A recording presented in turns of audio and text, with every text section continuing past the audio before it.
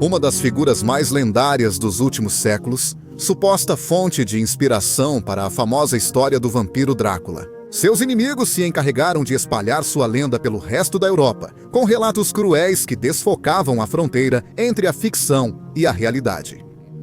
Príncipe da região que hoje conhecemos como Romênia, o nome de Vlad Drácula ou Vlad. O Empalador ficou marcado como um dos governantes mais violentos e cruéis da história europeia.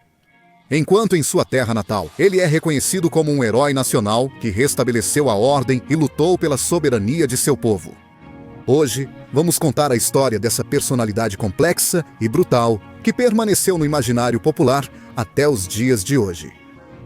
Aqui é Reinaldo Carrillo, a nova enciclopédia. E para quem perguntou como pode apoiar este canal, é simples, deixando um comentário, curtindo e compartilhando o vídeo nas suas redes sociais.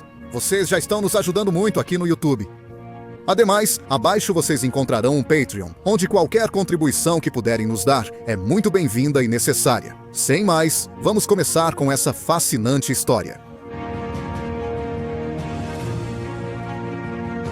Vlad III nasceu no inverno do ano de 1431, em uma fortaleza militar na Transilvânia, o que hoje conhecemos como a Nação da Romênia. Naquela época, era composta principalmente por 3 principados muito relacionados entre si: o da Transilvânia, o da Valáquia e o da Moldávia.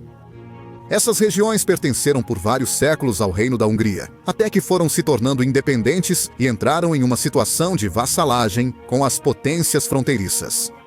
Às vezes, vassalos do Império Húngaro ao norte e às vezes vassalos do Império Otomano ao sul, de acordo com a realidade geopolítica do momento.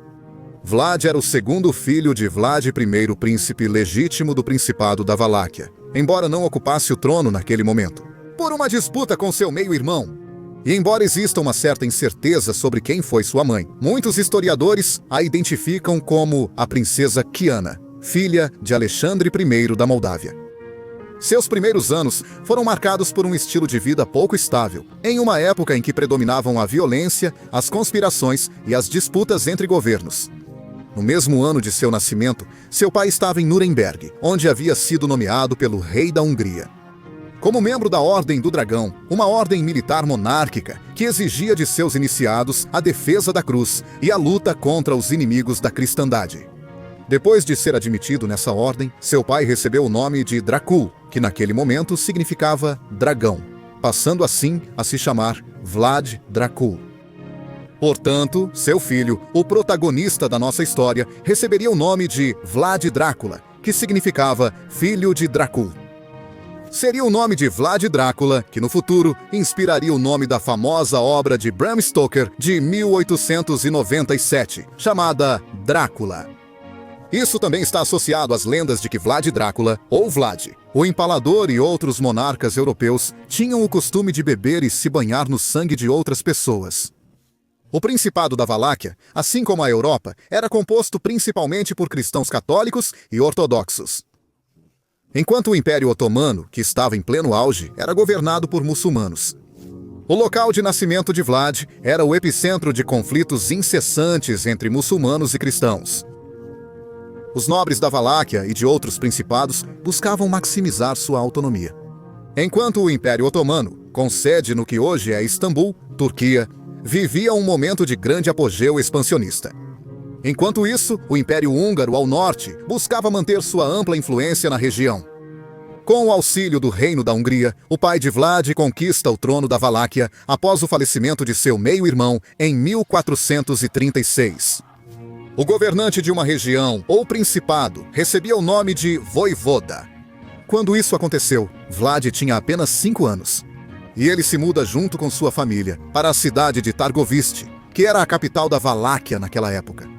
No entanto, após a perda de poder da Hungria devido à morte de seu rei, o pai de Vlad foi obrigado a colocar o Principado da Valáquia novamente sob a vassalagem do Império Otomano.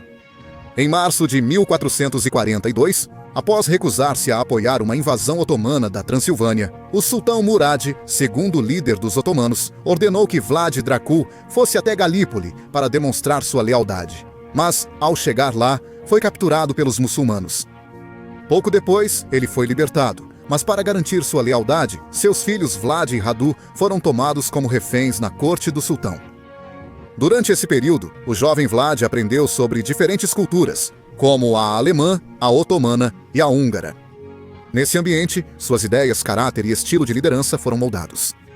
No entanto, Vlad sofreu muito nas mãos dos otomanos e foi preso em um calabouço subterrâneo. Esses anos influenciaram na formação do caráter de Vlad, já que seus captores otomanos o açoitavam com frequência por ser teimoso e grosseiro. Por outro lado, seu irmão mais novo, Radu, recebeu atenção especial do filho do sultão, chamado Mehmed II. Como resultado disso, Radu foi libertado e acabou se convertendo ao Islã, recebendo depois permissão para acessar a corte real otomana. Como consequência disso, Vlad desenvolveu um ressentimento bem conhecido por seu irmão Radu e pelo filho mais novo do sultão, Mehmed II. Vlad estava profundamente em desacordo com o relacionamento que seu irmão mantinha com o herdeiro de Murad e com sua nova vida na corte, fazendo com que sua má imagem sobre o Império Otomano crescesse constantemente. Foi assim que ele encontrou refúgio no aprendizado das artes de combate e no uso da força. Mais especificamente no manejo do yatagã e da lança. O fato é que todas as suas experiências lhe deram determinação para fazer tudo o que estivesse ao seu alcance contra os otomanos. E, no melhor dos destinos, retomar o trono e a liderança da Valáquia. Para 1447. Vlad Dracul e seu filho mais velho, Mircea, foram assassinados nos pântanos, atrás de sua casa, pelas forças de João Hunyadi, que era regente da Hungria naquele momento. Após matar seu pai, João Hunyadi entregou o principado da Valáquia a Vladislau, segundo primo de segundo grau de Vlad Dracul. Diante desse acontecimento, e ao descobrir que suas mortes também foram planejadas, com a participação de algumas famílias nobres da Valáquia, o jovem Vlad fez uma promessa que manteria pelo resto de sua vida. Ele tomaria o trono da Valáquia e vingaria as mortes atrozes que seus familiares sofreram. Pouco após saber da morte de seu pai, por volta de 1448, Vlad foi libertado pelos otomanos, que agora viam nele a possibilidade de recuperar o trono da Valáquia para os muçulmanos. Agora, com o apoio dos otomanos que ele detestava tanto, Vlad planejou seu retorno à Valáquia para tomar o poder e derrubar Vladislau, segundo o homem que havia ocupado o lugar de seu pai. Para sua sorte, ele recebeu o apoio do sultão Murad, que rejeitava a ideia de que em Valáquia houvesse um príncipe apoiado pelo Império da Hungria. Vlad aceitou a ajuda do sultão otomano e imediatamente liderou uma pequena invasão, composta principalmente por turcos, em direção à Valáquia. E conseguiu expulsar Vladislau II do poder em pouco tempo. Com apenas 17 anos, o jovem herdeiro teve sucesso e assumiu o comando do principado. No entanto, muitos obstáculos ainda estavam por vir. Sem contar com o importante apoio da nobreza da região, Vladislau II conseguiu reunir forças. E apenas 2 meses depois, ele voltou e recuperou o trono, derrotando Vlad em batalha e obrigando-o a se retirar do país. Após sua queda, Vlad foge para a Turquia e depois se instala na Moldávia, onde permaneceu por 3 anos sob a proteção de seu tio, que era o príncipe Bogdan da Moldávia. Devido à falta de um sistema claro de sucessão ao trono na Valáquia, as forças externas, compostas principalmente pelos otomanos e pelos húngaros, podiam apoiar militarmente os pretendentes ao trono da Valáquia, desde que fossem leais aos seus impérios. Nesse contexto, Vlad perde seu protetor, quando seu tio, o príncipe Bogdan da Moldávia, é assassinado em 1451. Mais uma vez, ele é obrigado a fugir, embora desta vez fuja para o interior selvagem da Transilvânia, que naquele momento continuava sob o controle de Hunyadi, o regente do Reino da Hungria. Nesse momento, as chances que ele tinha de recuperar o poder eram muito pequenas, até que as opções políticas passaram a favorecê-lo. O sultão Murad II faleceu e seu filho Mehmed II assumiu o seu lugar. Hunyadi sabia que o novo líder otomano tinha a Hungria, a Valáquia e a Transilvânia em sua mira, e que, além disso, era profundamente ambicioso. Por isso, decidiu se preparar para um confronto que parecia cada vez mais próximo. Para isso, Hunyadi contava com o apoio de Vladislau, segundo que ele havia colocado no trono da Valáquia. Mas Vladislau II acabou mudando de ideia e se alinhou separadamente com o novo sultão. Como consequência, o enfurecido Hunyadi tentou buscar um substituto imediato que o apoiasse no campo de batalha. O único candidato com essas condições era nada mais nada menos que Vlad Drácula. Impressionado pelo extenso conhecimento que Vlad possuía sobre a mente e o funcionamento interno do Império Otomano, além do desprezo que nutria pelo novo sultão, Mehmed Hunyadi decide perdoá-lo e o mantém ao seu lado como conselheiro. Em seguida, ele o apresenta como candidato do Reino da Hungria para o comando da Valáquia. Para 1456, o Reino da Hungria inicia uma nova ofensiva invadindo a Sérvia, região que estava sob o comando de Constantinopla há bastante tempo, visando expulsar os otomanos. Enquanto isso, paralelamente, Vlad Drácula invade a Valáquia com seu próprio contingente. No meio do conflito, ele se encontra com Vladislau nos arredores de Targoviste e, após derrotá-lo em um combate corpo a corpo, decapita o antigo príncipe. Após ambas as campanhas serem bem-sucedidas, João Hunyadi, regente da Hungria, morre repentinamente devido à peste. No entanto, o objetivo de Vlad, o Empalador, havia sido alcançado aos 25 anos.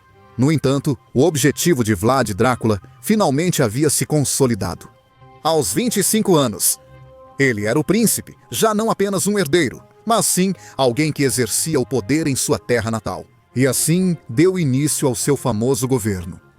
Sabendo que Vlad, como governante, enfrentaria muitas ameaças devido às suas histórias, que estamos prestes a contar para você neste vídeo. Enquanto isso, Vlad Drácula esteve vivo e pouco depois de sua morte, com o auge da imprensa. Além disso, sua figura ficou famosa por toda a Europa, através dos relatos que seus inimigos eslavos e alemães propagaram, falando sobre ele e sua suposta extrema crueldade. Foram escritos livros que, para a época, poderiam ser considerados best-sellers, nos quais não fica claro o que era real e o que era ficção. Enquanto isso, na Romênia, há uma escassez de fontes escritas daquele período. O que realmente permaneceu foi uma rica tradição folclórica e oral, que considerava Vlad como um herói nacional, um homem justo que restabeleceu a ordem, centralizou o governo e lutou pela independência da Valáquia contra os impérios da época. Questões que seriam fundamentais na formação da nacionalidade romena. Alguns argumentam que esses processos não teriam sido possíveis sem os castigos brutais que ainda precisamos mencionar. Assim que assumiu o comando da Valáquia, Vlad percebe que seu principado havia sido devastado pelo conflito persistente entre otomanos e húngaros. Além das lutas internas entre os boiardos nobres, que estavam em conflito entre si e que ainda continuariam conspirando para acabar com Vlad. Por isso, sua primeira tarefa era garantir o controle interno. O comando da Valáquia e na convivência reinava a anarquia. Vlad tinha o grande desafio de restaurar a ordem em um ambiente violento e conturbado, com muitos inimigos.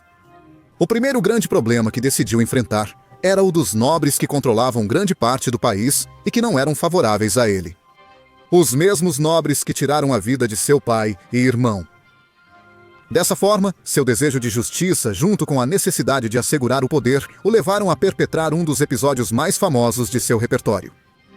Ele convidou 200 nobres para uma festa com o objetivo aparente de discutir suas diferenças. No entanto, ao final do banquete, as forças de Vlad retiram os nobres violentamente do salão e os obrigam a marchar até as ruínas da fortaleza de Drácula. Lá, eles foram encarcerados e obrigados a trabalhar na reconstrução do antigo castelo, onde muitos morreram de exaustão, enquanto outros, idosos demais ou fracos para trabalhar, foram empalados ali mesmo. Ou seja, uma estaca atravessava todo o corpo deles.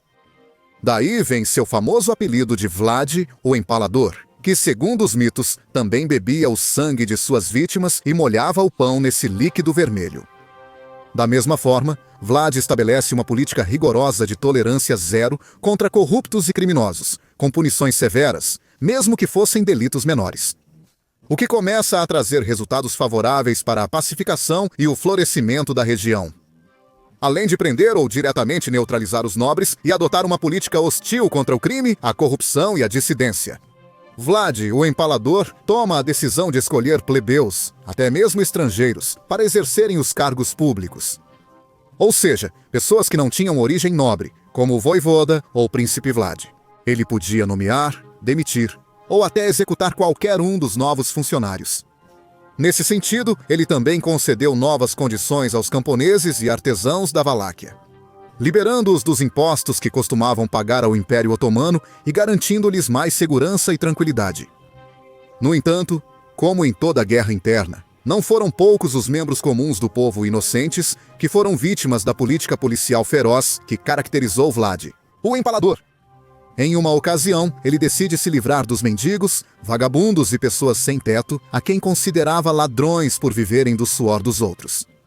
De acordo com os relatos históricos, ele convida um grande número desses habitantes para desfrutar de um banquete, tranca as portas e queima todos eles dentro do salão. Mas um novo conflito estava prestes a se desenvolver, quando Vlad adota uma política hostil contra os chamados Saxões da Transilvânia, um grupo de povos irmãos que haviam se estabelecido nesses territórios desde o século XII e que eram opositores ao governo de Vlad. Esses grupos apoiavam muitos nobres que conspiravam contra Drácula. Durante os anos seguintes, Vlad impõe pesadas cargas fiscais e bloqueia o comércio de muitos deles, quando se recusavam a pagar esses impostos. No entanto, em 1459, quando a cidade saxônica de Kronstadt, na Transilvânia, dá seu apoio aberto a um rival direto de Vlad, a resposta do governante foi contundente do ponto de vista militar. Depois de exigir novas restrições comerciais aos produtos dos saxões na Valáquia, Vlad manda saquear suas aldeias e empalar milhares de pessoas. Desses grupos, homens mais velhos, crianças e mulheres. Segundo a lenda, ele se sentou para jantar entre as vítimas para testemunhar diretamente seu sofrimento. Segundo os relatos de seus inimigos, ele sempre fazia isso com um grande número de pessoas, construindo uma espécie de floresta de empalados que lavava o sangue de seus inimigos. Ele também mandou queimar a cidade rebelde saxã de Kronstadt até os alicerces. E quando voltou para a Valáquia, empalou os comerciantes saxões que tentaram violar suas leis comerciais. Dessa forma, restabelecia-se uma paz silenciosa na Valáquia, em 1460. Embora Vlad continuasse se identificando com a prestigiosa Ordem do Dragão, assinando com o nome Vladislau Drácula, que significava Filho do Dragão. Seus inimigos começaram a espalhar, nessa época, o apelido menos nobre de Vlad, o Empalador. Apesar disso, muitos na Romênia ainda o lembram como um líder necessário e fundamental, que trouxe aspectos positivos para o desenvolvimento do país. Uma vez, Vlad, o Empalador, lançou uma ofensiva violenta contra as comunidades católicas locais. Assistido por muitos de seus aliados, que como cristãos ortodoxos, não viam com bons olhos os católicos húngaros e os saxões da Transilvânia, cidades como Amlas, Fagara, Síbio e Tarabarcei sofreram muitas baixas após serem brutalmente atacadas pelas forças de Vlad antes de se renderem no ano de 1460. Essas represálias chamaram profundamente a atenção do Papa Pio II, que redigiu um documento em 1462, afirmando que Vlad Drácula havia eliminado um total de 40.000 católicos.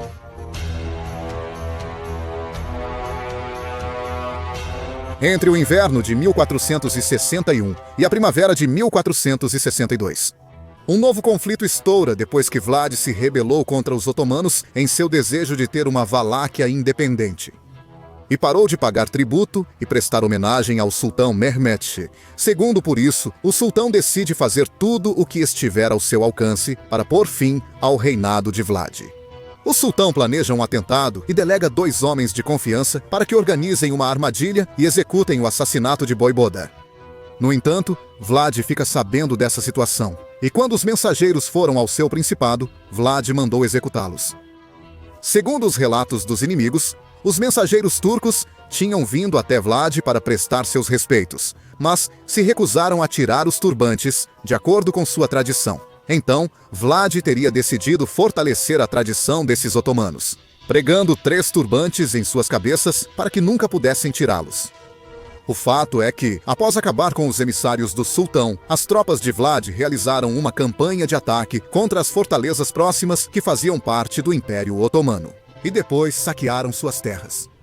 Junto com seu exército, Vlad recorreu aos castigos que o tornaram famoso e empalou milhares de turcos com suas famílias, acusando-os de roubo, corrupção e conspiração. Depois, exibiu-os ao longo da rota inimiga, nos arredores da região de Targoviste. Como resposta, Mehmed reuniu um exército otomano que superava 150 mil homens, uma força cuja magnitude raramente havia sido vista naquela época. Disse que seu objetivo era, mais do que conquistar a Valáquia, acabar com o Empalador de uma vez por todas. Vlad consegue reunir apenas 30 mil combatentes, incluindo mulheres e crianças, para lutarem ao seu lado. No entanto, ele tinha várias ideias com as quais esperava tirar proveito de sua desvantagem numérica. O voivoda ordena envenenar os poços e destruir qualquer fortaleza que Mehmed pudesse usar a seu favor.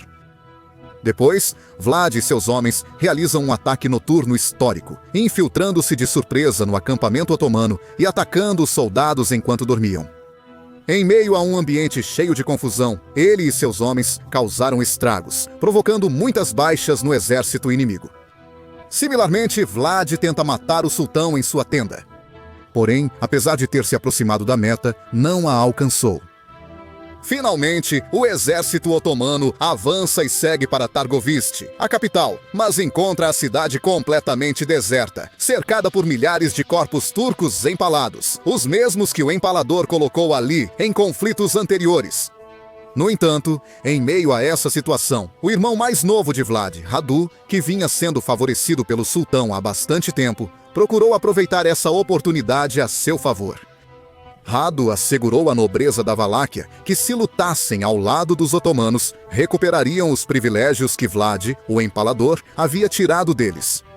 Dessa forma, Radu buscou a simpatia e o apoio dos turcos, enquanto conquistava o apoio dos nobres, assim conseguindo uma base de sustentação daqueles que estavam exaustos do empalador. No entanto, a manobra de Radu acabou dando muito errado, depois que Mehmed II lhe deu o aval e o apoio para lutar pelo trono da Valáquia. Os irmãos se enfrentaram no campo de batalha. E em pouco tempo, Vlad Drácula conseguiu derrotar seu irmão e suas forças, saindo novamente como vencedor. No entanto, seu poder e as tropas que o acompanhavam haviam diminuído consideravelmente após tempos difíceis de guerra. Sua posição política, apesar das primeiras vitórias, estava mais frágil do que nunca. Portanto, o voivoda decide viajar para a Transilvânia para tentar conseguir o apoio do monarca da Hungria, Matias Corvino, filho do antigo regente húngaro João Hunyadi. No entanto, essa decisão marcou seu destino. Lá, o monarca húngaro ordenou que Vlad, o empalador, fosse encarcerado. Assim terminou bruscamente, em 1462, o seu principado, deixando Basarab Laiota como novo príncipe. Vlad ficou como prisioneiro de Corvino de 1462 até 1475. Nesse ano, Vlad recupera o favor do monarca húngaro, que o reconhece como o príncipe legítimo da Valáquia, mas não lhe oferece ajuda militar para recuperar seu trono. Vlad era novamente um príncipe, porém sem castelo e território. Em 1476, o sultão Mehmed invadiu a Moldávia e derrotou Estevão, o Grande, na Batalha de Baleia Alba. Em resposta, Vlad, o empalador, reuniu um contingente e lançou uma ofensiva sobre a Moldávia, forçando o líder otomano a recuar. Para garantir o apoio de Vlad, o empalador, Matias Corvino ordena aos saxões da Transilvânia que apoiem Vlad na invasão da Valáquia para recuperar o trono. Inicialmente, Vlad, o empalador, venceu e expulsou Basarab, a Iota ao principado. No entanto, esse novo principado duraria muito pouco. A Iota consegue o apoio do Império Otomano e, um mês depois, retorna com as forças renovadas. Em duras batalhas, consegue derrotar Vlad, o empalador, que finalmente, após anos de governo feroz, foi morto em mãos inimigas e teve sua cabeça decapitada. Segundo os relatos históricos, ele foi cortado em pedaços, e sua cabeça seria enviada ao sultão Mehmed para que fosse exibida na entrada da capital otomana. Vlad, o empalador, foi uma fonte inesgotável de inspiração para inúmeras histórias. Embora quase todos os escritos o descrevam de forma impiedosa, o fato é que seu mito superou o homem de carne e osso. e sua personalidade complexa e combativa conseguiu fascinar os historiadores e se inserir no imaginário coletivo, até os dias de hoje. Seu legado continua sendo objeto de debate e sua história ajuda a compreender melhor essa bela, porém conturbada, região que é a Europa Central. Agradeço por assistir. Quem falou foi Reinaldo Carrillo. E não se esqueçam de nos apoiar, deixando seu comentário, curtindo o vídeo, compartilhando com seus conhecidos e nos seguindo na nossa conta do Instagram, também conhecida como A Nova Enciclopédia. Até mais e que Deus os abençoe.